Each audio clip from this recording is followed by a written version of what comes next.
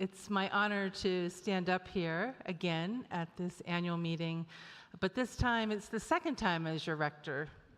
This last year brings us so much to reflect upon. We had our losses, the departure of a beloved staff member, the closure of the preschool, and the passing of Todd, Margaret, Mark, Harriet, Zoe, Guy, Jarvis, Rick, Martha, Mim, Fran, Gail, Gilbert, Blair, and Diane. But unlike my first annual meeting, when I was still getting to know you, I now do and mourn these losses with you, as does everyone in this faith family. Amidst this grief, though, I also see how God continues to bring new life to our congregation in the most awesomest of ways. So in my rector's note on Thursday, I teased that, like people, churches also have vital signs that measure health. And so what are our vital signs, or signs of vitality? It's another way of thinking of it. Signs of our energy and our strength.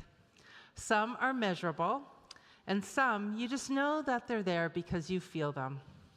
Overall, the trends at our church are good and upward.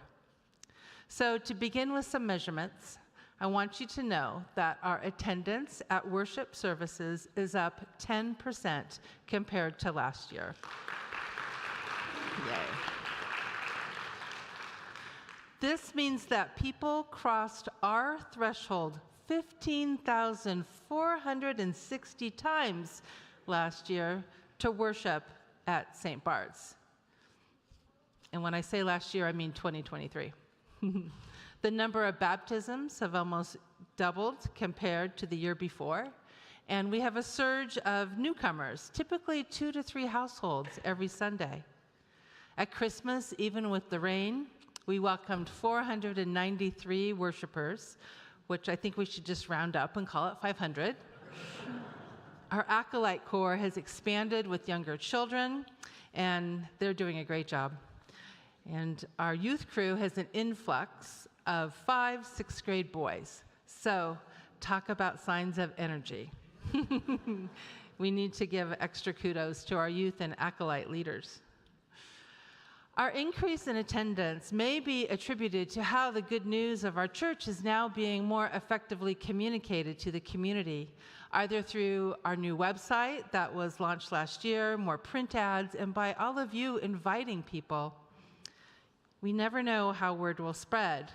A newcomer to the Blue Christmas service told me that she heard about the service at water aerobics. And I don't think it was from a parishioner of St. Bart's. So there's chatter out there. And even though the concert attendance numbers are not included in our worship attendance, the concert offerings from our world-class music program is bringing more and more new people to our campus. So through worship, music, outreach, and more, our profile is being raised up in the community. And this summer, we will once again have a camp offering for young people, not a vacation Bible school, but an offering close to the hearts of teens and preteens in our community. And that is a musical theater camp led by John Luke, Jacob, and Anna. So last year, we did not meet our stewardship goal, so we adjusted and we made the year work. But higher attendance leads to higher membership, and this is reflected in higher stewardship pledges this year. We had set a goal that would meet our needs, and unlike last year, we not only achieved it, we exceeded it a bit. So I congratulate you all for surpassing your church's goal. To me, this conveys that you believe in St. Bart's and you want the church's mission to continue. And this is possible because of the commitment of our long-term parishioners, along with a high percentage of support from our newcomers. Now, last January, I stood here and I said that we couldn't move forward with the campus building plan until we have financial stability with what we already have. And if all the pledges are fulfilled, then we are very near to where we need to be. And then this year, we can start to have serious conversations about what we can do next with our campus.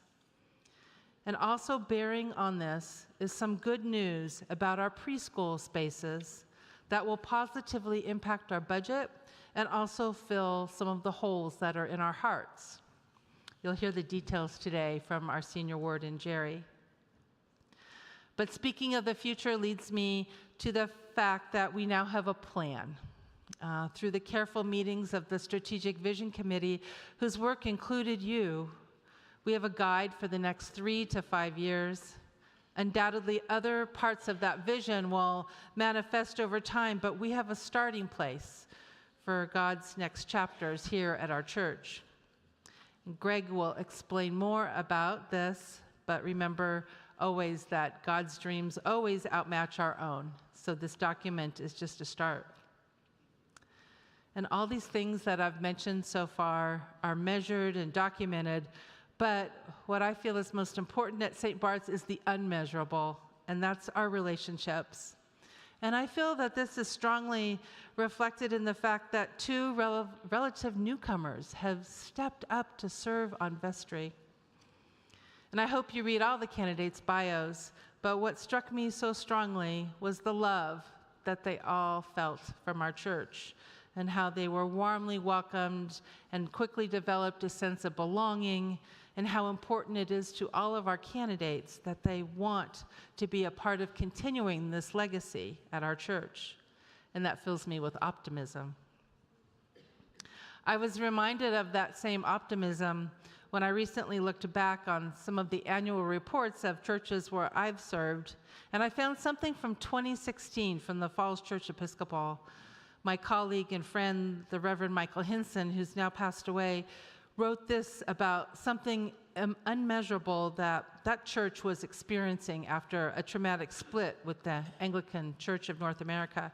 He wrote in that annual report, "Coffee hour is a time in which I might hear someone say to another person, 'Have you ever considered serving the church in this way?'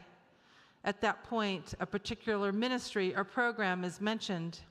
And what I often hear next from the person who is asked the question is something like, 'I never really considered that, but maybe I should.' Such moments remind us that members of our community have a way of seeing our potential better than we can see it, and these conversations help plant seeds for future ministry and faith maturation. By God's design, we are made for community, and it is in and through community that we more fully understand our place in this world and our unique way of serving God." So I propose that our theme for this coming year is connection, that I ask you to join a fellowship group, and you will see these signs all over the church. You just point your phone's camera at it and the link will pop up, and join a ministry as well. Attend our gala. You'll see the invite coming out today. And also help with our rummage sale. These 2 fundraisers are what completely fund our outreach budget.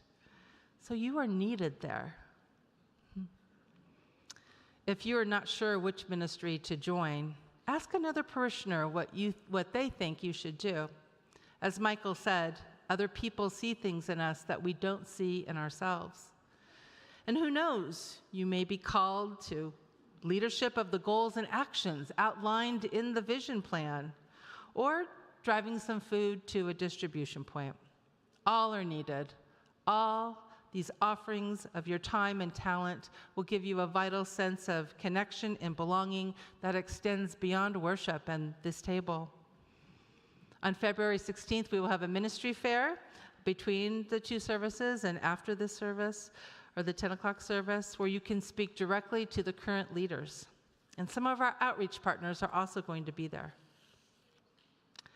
So measurable and unmeasurable, the signs of vitality are strong at St. Bart's.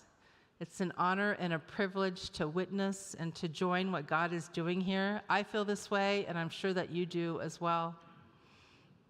The coming year will have its losses and its joys, but what matters most is that we are together for each other as one faith family, rooted in our common call to be disciples of Christ, revealing his light, love, and life to each other and the world. So may our signs of vitality remain strong as God continues to move through us to write the next chapters for our church. So thank you all. I applaud you.